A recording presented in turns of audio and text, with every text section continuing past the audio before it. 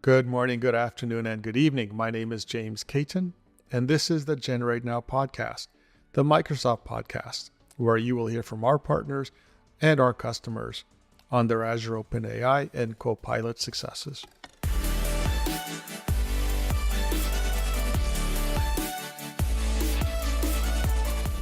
Today we have Deepak Khosla from LTIMindtree talking to us about their Azure OpenAI deployment at the UN High Commission for Refugees. This is a wonderful episode because it talks to the value of deploying these new technologies to assist people when they are most in need. Please listen on, and if you find value in these kinds of shows, share it with a friend, pass it on. And now to the show. Good afternoon, Deepak. Welcome to the show. Happy to be here, James. I'm so excited to share, some of our learnings of doing this Gen AI program with our customers, with your listeners. So very excited and happy to be here. This is a wonderful case study, Deepak. I'm really excited to hear about this and share it with our listeners around the world. So, Deepak, take a few minutes. Tell us about yourself, the organization you're with, the work that you do, and then we can get into the really unique and I think really valuable case study that we're going to talk about because it truly, truly, truly impacts people's lives, especially at the moment when they need help the most. So real excited to get to that part of the conversation. But first, let's hear about you, the company, and the organization. Absolutely. So I'm Deepak Khosla. I live in Bay Area. I am the enterprise AI business head for LTIMindtree. LTIMindtree is a digital service provider to many of our customers. We basically work across industry segments, from financial sector to insurance to manufacturing to basically media entertainment and so on and so forth.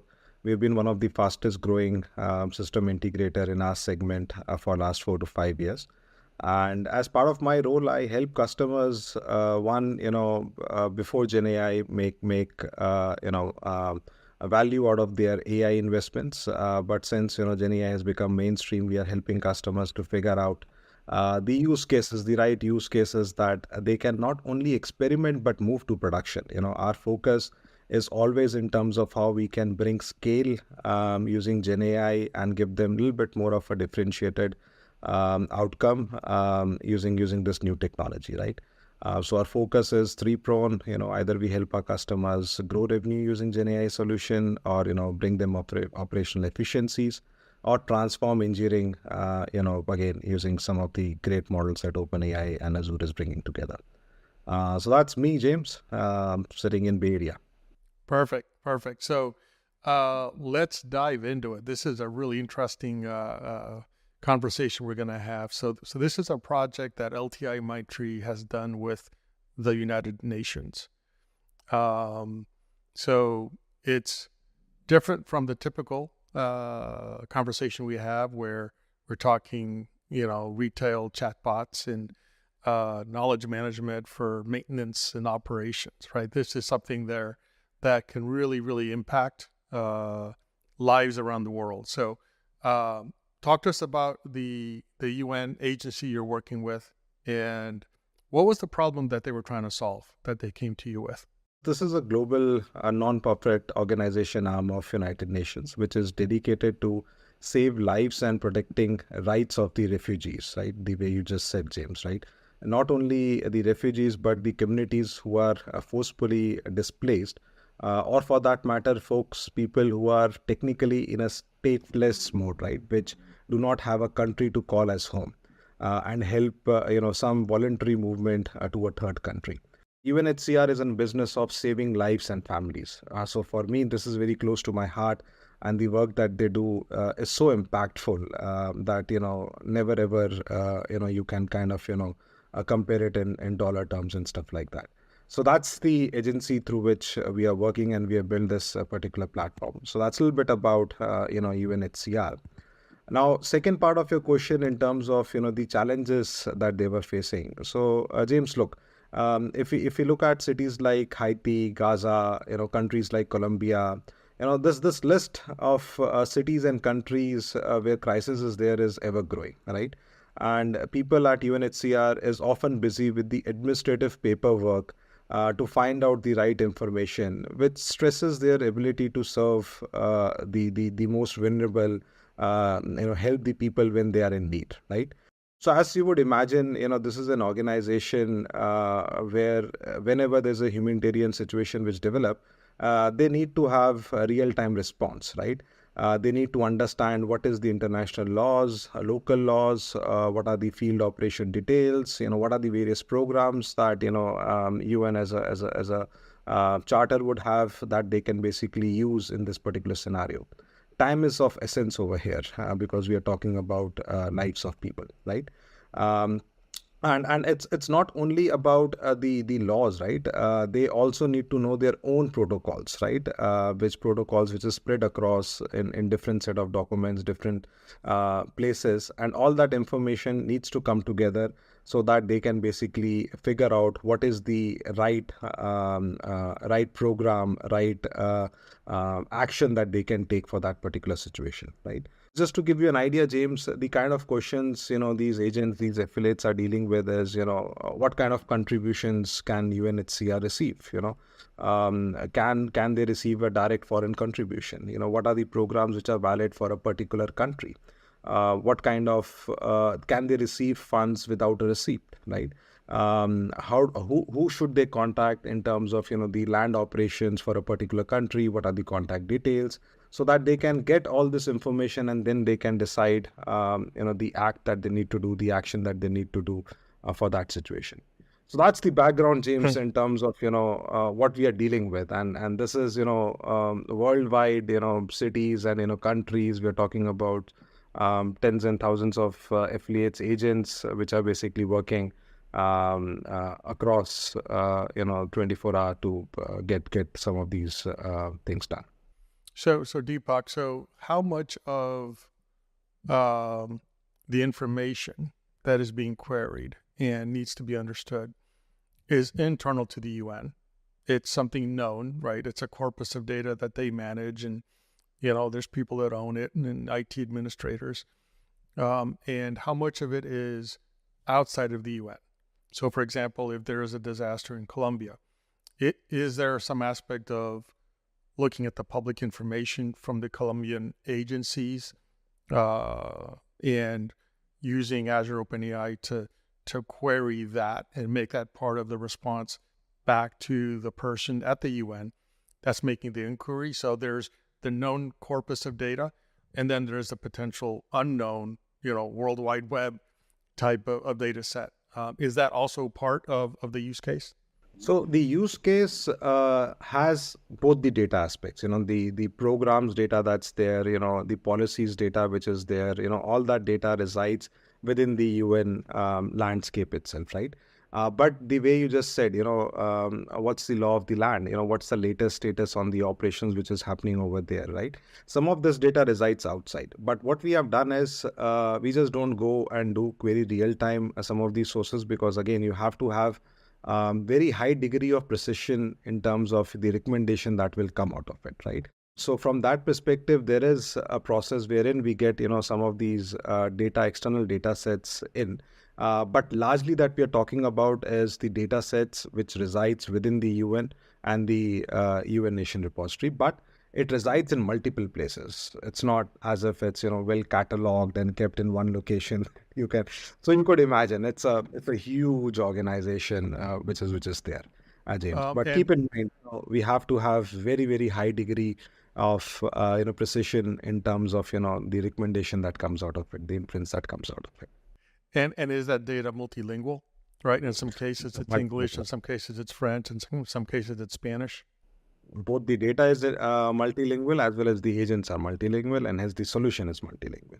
Is this something that the UN was doing previously and wasn't doing very well, and they said, hey, we can do it better with generative AI?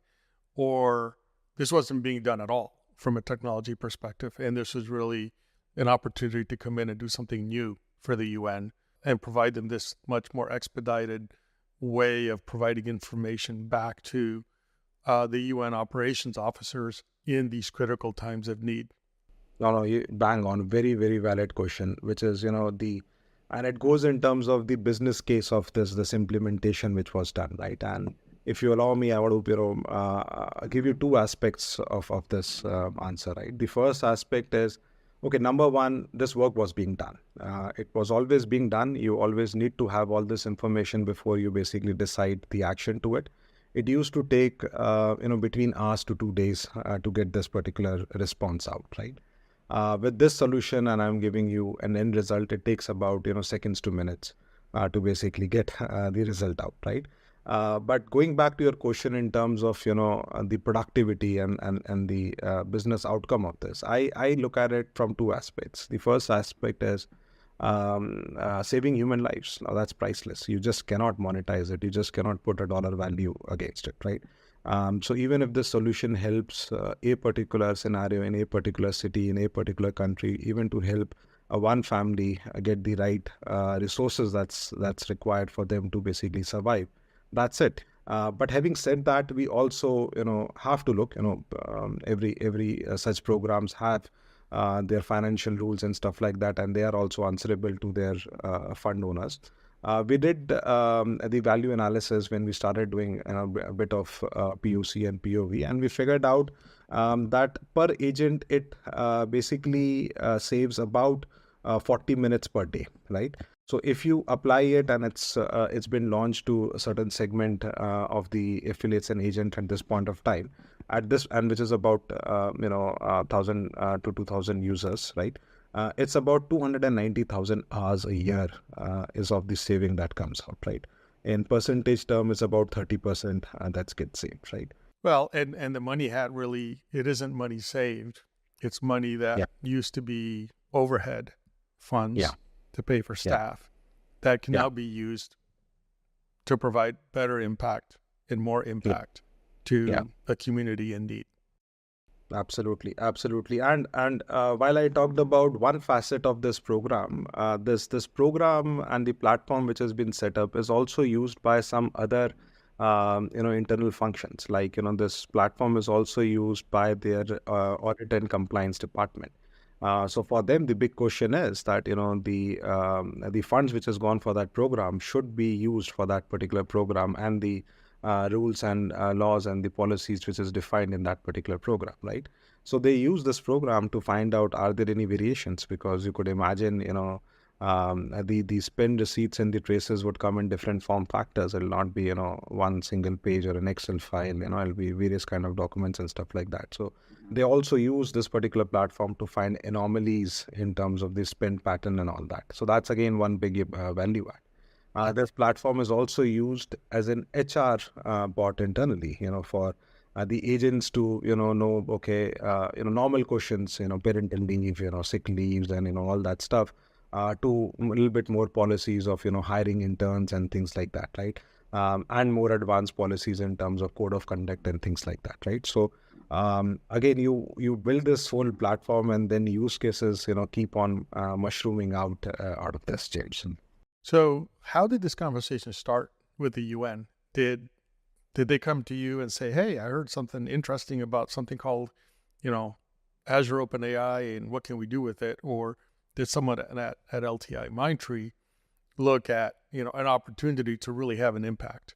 So if you see, our parent company and, LTIMindtree ourselves, we are engaged in a lot of these organizations in terms of giving them a lot of digital services, right? So from that perspective, we are a known entity to them, right? In this particular case, Microsoft was also involved. Microsoft, LTIMindtree, and the champion from the UNHCR. They basically, and this is few months back, right? They wanted to figure out if there's a way that this particular problem can be solved using Gen AI, right? A quick POC was done. Again, awesome partnership between LTIMindtree and Microsoft team over there to basically show them the power of it, prove the use case, bring some other use cases into it, and start figuring out, what would be the stack, right? And then you start talking about, the various layers and, how this program will be executed and so on and so forth, right? And then we launched it.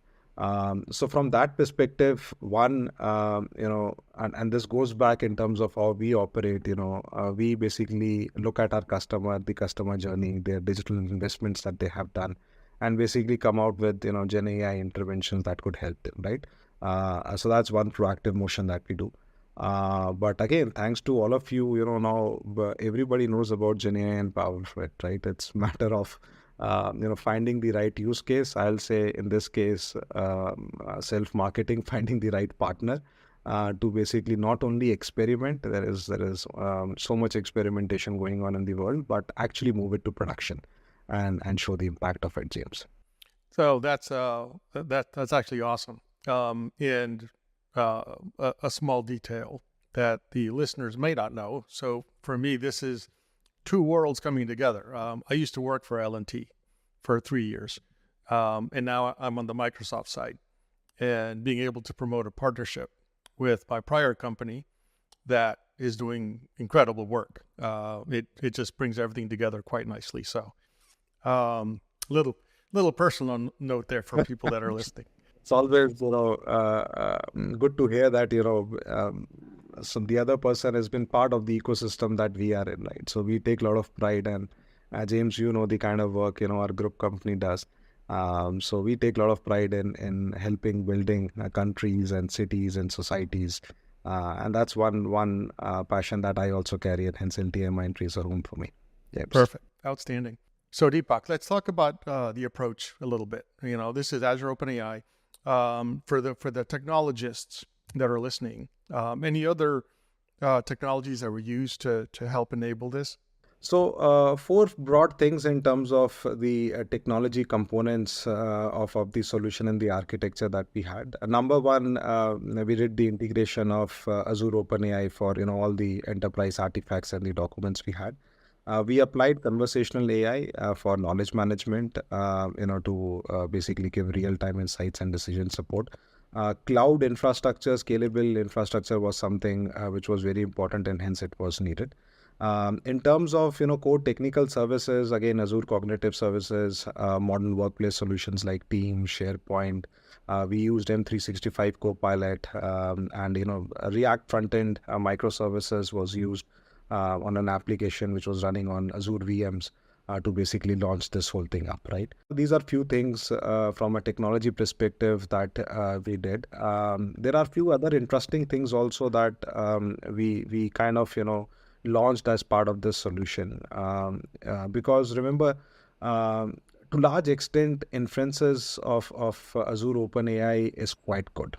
Now we are at a state of maturity that, if the right kind of question is asked, the inferences comes right. The real magic that needs to happen is in the search part of it, right? In terms of, where do we need to basically search, which document do we need to search, how the context needs to move from one document to other. Does the chunking strategy is basically, creating a divide which is not giving you the right answers, and so on and so forth, right? So from that perspective, we enabled, few cool features. We basically, number one, had some kind of a ranking, scoring profile for all the documents which was used by the RAG pipelines, right? So this was an programmatically a function which will rank the documents on certain parameters that we discussed with the business. And based on our initial proof of concept, we started ranking that, okay, these are the documents that you would start searching first, right? Then second, we started giving the users follow-up questions. Now, this was very important from prompt engineering perspective, right? That you cannot give them, template cannot have all the right prompts which is required for every persona and user, right? So what we thought was that we would start giving them some follow-up questions which will help them drive the right answer to the first question that they have asked, right? So that we don't leave any room of, we have to leave room for human thinking to come in, but we give them the right set of aids, right? Which is not only the prompts, but also the questions which should be asked before you basically are entirely sure to do that, right? Then the third part is, always traceability, right? The agent wants to know where this information finally is coming from, right? And it most often than not leads to certain documents that it will basically go. But what we have done over here, we have also implemented user query contextual summaries, right? So instead of whole documents, if the user, and these are all configurations that if done will then be applied. If the user wants to know exact paragraph on which this has been used and pulled, it basically comes out of it, right? So some of these features have been implemented in this particular solution that we have built. So Deepak, that second point that you made, if I understood that correctly, you are asking follow-up questions to the user to confirm the intent of the question and to validate the response that you're sending back to the user. So look at it from a context journey, the information journey. The user has asked a question, right? Now, there has to be some more hints given to the user to make sure. It could be that the first answer itself is good enough and you can move on, but maybe it's not good enough, right? So we want to basically give the users the hints on the journey that they are taking to get that particular information to basically arrive at the final right answer, right? So you ask a question and you get an answer. You're like, okay, this is good. But how about some more follow-up questions that has been written? Now you read those follow-up questions. You're like, okay, maybe let me ask this also, and I'll be doubly sure. Or maybe this is an angle I never thought about. Now those hints are coming, from, of course, the activities that the agents are doing, the persona of that particular person, and all that which is there, right?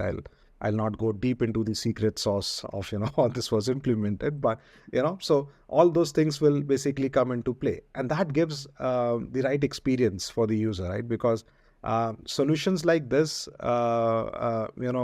if it starts going wrong, you lose the users, and that's not something that you want to have, right? And it's still, new in terms of, the whole change management part of it in terms of human interactions with LLM and all that. So I feel that, and my organization feel that we need to have some kind of a guardrail, some kind of a support system for some of these solutions that's been getting built. So in some ways, you're holding their hand as you walk through the conversation. Yes, that is right. If the users wants to, there's an aspect of reskilling, right? Both on your side, your staff, you're having to learn how to deploy large language models in these technologies and manage the user expectations. But there's also an angle of reskilling the customer, right? And as you hold their hand and walk down the path of the conversation, they're probably learning how to have these conversations with an LLM. And the first time it might have been 6 steps, 6 times where you have to walk them down the path. And by the 10th time, they've learned how to ask the questions better. And maybe it only takes 2 steps, right? Could you talk a little bit about the reskilling that you had to do on your side with your staff, but then also with the customer side? Absolutely, and this is a very pertinent question, very, very, very important question. So, number one, reskilling from our side. Now, this is an ongoing process that we have within LTIMindtree in terms of reskilling a lot of our folks, and the approach that we have taken is we have gone with the persona-based learning map, right? So we have built a platform, an edutech platform, which is called as Garuda. It's a kind of a name, Indian bird name like eagle, so to speak, right? But it gives you the wings.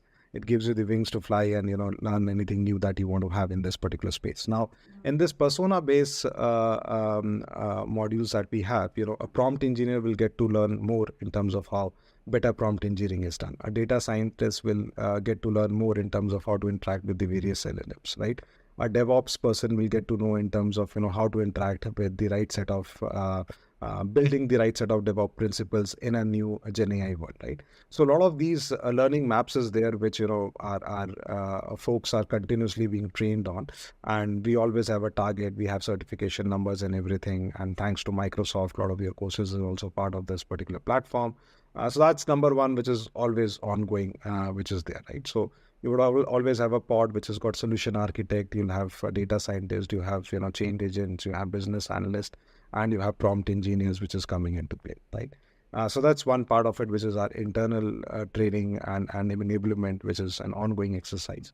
Now, from a customer side, you always have a core team because you start with an experiment, with an idea, right? You basically help them, you build something, and then you help them train those power users on, let's say, a limited set of prompts. Maybe top 10 prompts for each functionality, right? You then help them migrate to a prompt, a template, and then from a template to a factory, right? You do some kind of a change management at both levels, the user level as well as the manager level, to let them know the limitations of the solution. Power of solution is always easy to share, but limitation of the solution is very important for them to know, right? So then you basically tell them about that. You help them understand how do you basically raise alerts, or how do you basically raise requests, and when do you raise requests when something goes wrong, right? So that particular change management and training aspects also happen. And then when the solution scales, then those power users, super users become your training app, right? They would basically go and train other set of users which will come into play, James, right? So that's how we are doing it. There's a lot of recorded videos. There's a lot of application FAQs.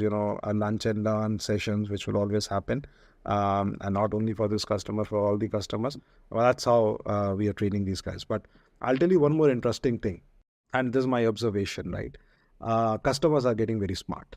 The kind of information which is present, and again, you only have to go to your internal asset list to find out the kind of videos, to the last extent it's already present. And because of the way which this particular thing has created in the market, anybody and everybody is learning it, right? So I feel what used to be the challenge in the erstwhile cloud adoption that used to be there, and I compare the cloud adoption and journey with the Gen AI world. I think it's easier for us, our consultants, to be, because the other side knows a lot of these things. The big difference, I think, with this transformation is cloud wasn't natural, right? It was a technological change. What's happening with Azure OpenAI is it's a human experience. You actually speak, and you either speak, with your voice or typing, but effectively you're using a human language to interact with data, and then the response comes back. So it's a much more natural adoption for your non-technical users to adopt this technology and make best use of it. So I do agree with you that customers are becoming much more smarter, much more quicker. And our challenge is going to be to rise to the opportunity that our customers are presenting to us. Right. And I think your company has done this very, very nicely in this example. Absolutely. The focus should always now be, given that this technology has been in hands of a lot of enterprises for almost 9 months, is about, to move from experimentation to production. We have to, help customers scale this to production and make them continuously realize value out of it. So that, this becomes a little bit more mainstream across all the digital focus areas that an organization would have, James. So Deepak, this is a great way for us to close the conversation today. As other customers look at how to start projects like this, given your experience, tips for customers, tips for the future, recommendations for the audience that's listening today? Absolutely, and I'll try to keep them to top 5. Otherwise, we'll spend the evening and the evening supper also on this particular topic. There's so much to share. There's so much learning. But number 1 is about invest in high quality data, right? If you really want to have contextualized information, you want to make sure your data set is relevant, and there's an ongoing exercise to maintain that particular data set, right? So having high quality data set is something that's very important. 2, we talked about having an agile approach. You always start with a small program, you prove the value, and then focus on enterprise scale.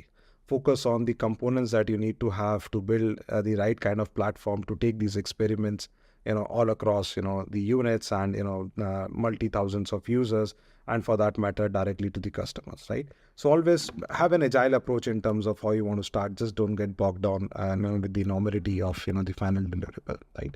Third, I would say, and I said this before, Azure OpenAI is quite good in the inferences that it generates, right? What is important is the search part, right? What is important is that we know how to basically get the relevant data. We know how the prompt engineering should be done. We know how the user should be trained to basically use that particular application, right? So focus on the search part. I often say that leave the inference and the quality of inference and everything on the on the Microsoft side, because they know how to basically continuously improve on that particular part, right? We talked about change management, and we talked about this is a new way of human interaction with the LLM apps. We talked about how intuitive this is for the users to use it, and hence there is always an expectation management that needs to be done. There's always, telling them in terms of what's possible, what's not, how do you basically interact, what kind of details you should go and get from here. So the whole change management part of it is very important, right?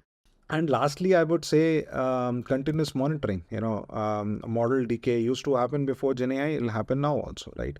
So make sure you continuously monitor the outcome which is coming in. You have some kind of an human in loop to make sure you do continuous QA of the platform that has been built.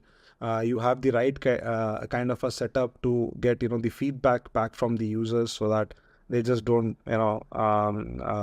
lose out in terms of giving you the feedback, and then incorporate that feedback in the application. So continuously looking at the performance and the kind of inferences that is getting generated by the application is very important. Both can be done using technology, but you need to have human in the loop also. So these are the 5 things, James, at least from this program perspective, that I thought I would call out. So Deepak, the first one you mentioned actually caught my attention, because maybe it's the hardest. And please correct me if I'm wrong, but your very first comment was high quality data, right? That that's not the natural state of data in the world that we live in, right? Right. So how do you manage a situation, which is probably fairly common, where you don't have high quality data, but the customer is expecting high quality results? How do you approach that, mitigate that? So I would say we have a lot of data management principles, and good part of our business is data management and data engineering. So we have decades of inherent knowledge and best practices in terms of how to build some of these data platforms in a way that your data quality is good and decent, right? That's number one. We help customers on the data foundation layer with the data management principles, data governance principles, how to bring trust in the data that you're bringing in. So those could be applied, right? That's number one. Number two, I talked about in this particular case, how we started ranking the information that we have, right? That was all done programmatically, right? So we had those parameters and we kind of built it in the program, which helped rank the information well, right? So that in a way takes care of making sure that we pick the RAG pipelines pick the right set of data when it's there, right? The third thing is we work with our customers, with the stakeholders, to take out non-relevant data from this whole environment, right? So from that perspective, it's a continuous engagement that we have with the customer also to basically help take care of the data sets that we are working with, right? And lastly, what I would say is, and I want to counter myself, is that while data quality is very important, it should not stop you in terms of building these applications, because an enterprise worth its salt at this point of time has decent amount of data and data quality principles built in it. What you need to basically make sure is the training aspect of it, the rack pipelines aspect of it, and if at all you're going into the tuning part of it, for that, what is the enterprise data that you need? Do you have that in your landscape? Because those would be unstructured, big way. So how do you basically take care of that particular aspect is the only important part, right? So again, a little bit of counter of what I said. Don't get bogged down by having everything in place, neat and clean, all catalog, and then start executing this program, James. Well, and the thought that just occurred to me, Deepak, was people make decisions today with incomplete and not perfect data. Yeah. So from an LLM perspective, we should not expect the LLM to do better than what we can do. So, if we're able to make decisions based on Yeah. incomplete data and data that's a little bit dirty, right? Yeah. The LLM should be able to give us something that is close enough, and then human intuition and work experience and human experience will come into play and help you make that final decision. That's the power of LLMs. Very well said, James. Very well said. Perfect. Deepak, so for people that would like to learn more about the work that you've done, what's the best way for folks to get a hold of you? My email address we can flash as at the end of this podcast. Will be there on your webpage. Hopefully, James will allow us to do that. Otherwise, just reach out. Go to LTIMindtree. And leave a query, and we'll be more than willing to basically come and help you. Outstanding. Or as I said, just send an email. For those of you that are listening, we will have show notes, and we will have the LinkedIn profile link. And a landing page for those of you that would like to reach out to LTIMindtree and learn more about this project. So Deepak, thank you so much for coming on the show today. Very much appreciate it. Wonderful story. And thank you for your partnership with Microsoft. Absolutely, James. And thank you for providing us this platform to take this case study out. I'm hoping it'll inspire, a lot of your customers to look at GenAI and how GenAI can help the human part of the world that we live in, right? As I said, business of saving lives is paramount. So thank you, James, for giving us this platform. I love it. Thank you, Deepak.